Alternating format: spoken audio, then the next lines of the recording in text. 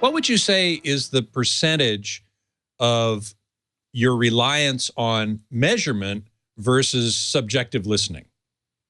Well, I'd say that we always start off with measurement, but that's not the end all be all. I mean, one of the reasons, I was a recording engineer for many years and a musician, and I think one of the reasons I've been successful is that I know what the engineers and producers and the musicians want to hear in the studio in order to get product out that translates when you take it out of their spaces. Mm-hmm. So the ears really are the final product. I mean, you could get something that measures really well in the frequency domain, but if the phase, if you're not measuring phase and the phase doesn't quite line up, when you sit down to listen to it, you're going to go, gee, something's not quite right. So, you always have to listen, and every speaker system has a different personality as well.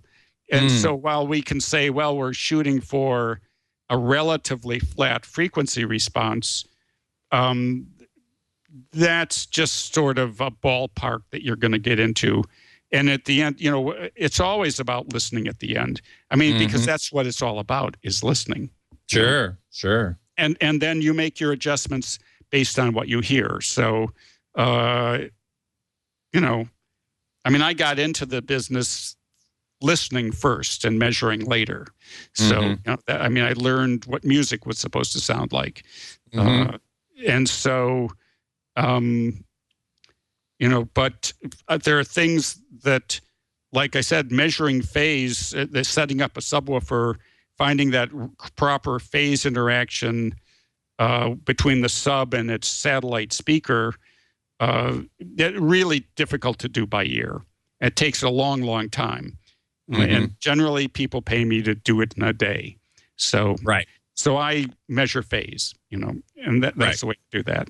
Well, because the ear is not that sensitive to static phase. I mean, it's certainly sensitive to changing phase. A phase shifter is a very distinct sound. You know exactly what it is when you hear it.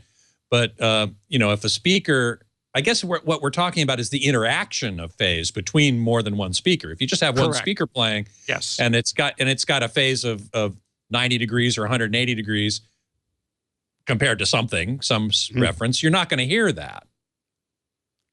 Well, I mean, it's going to show up. Yeah, it's going to show up as a dip or a peak.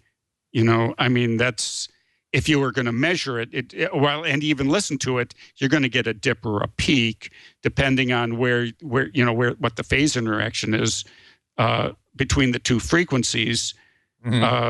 So the concept is to get zero phase. That, let's say you set a crossover point at 80 hertz. You want the main speaker phase and the subwoofer phase to be very close to the same thing at 80 hertz. So when you combine the two speakers, you don't affect the phase of the primary speaker, so that you basically end up with the same phase trace. And then you don't get some big cancellation at the crossover point or something like that. It sounds smooth, and it actually helps make the subwoofer disappear. If you do this right, then you don't even know that there's a subwoofer integrated into the system. Yeah. But that's not an easy thing to do, and that's why people hire you to do it, because you know what you're doing. Yeah, I've been doing it a while.